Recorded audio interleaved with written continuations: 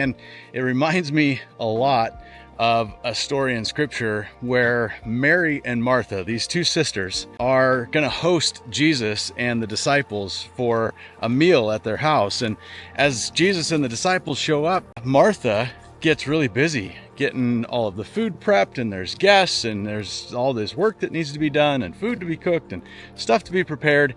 And Mary is sitting down at the feet of Jesus, and she's just sort of basking in the moment, just all in, immersed in the environment, in his words, in his presence, his aroma. Like, she's just taking it in. And along comes Martha to tell Jesus, hey, like, I don't think this is very fair that Mary just is sitting here, and there's all these preparations to be done, there's all this work to do, kind of like maybe you should give her a hint to get up and come help me. And Jesus's response is pretty interesting. And it was like almost instinctively, nobody had to tell her to embrace the moment, to sit down at the feet of Jesus, to soak up every word that he was saying. Nobody had to coach her on that, or teach her, or train her. It just sort of came natural to her in that moment.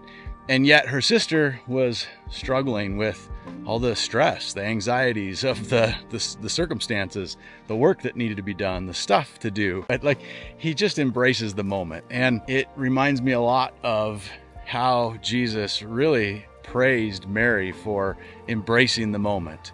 And so every time I take the dogs out for a walk, they both embrace the moment. They make the most of the circumstances, where they're at, their environment. And it just reminds me every time I take them out about, man, what would it look like if my relationship with God looked a lot more like Mary, or a lot more like my pups when we're out on a walk, where I just really soak up time at the foot of Jesus, time sitting with the Lord, unplugged, away from the cameras, away from the screens, away from all the technology, and actually just sit down and soak up some time, like be present and be in his presence.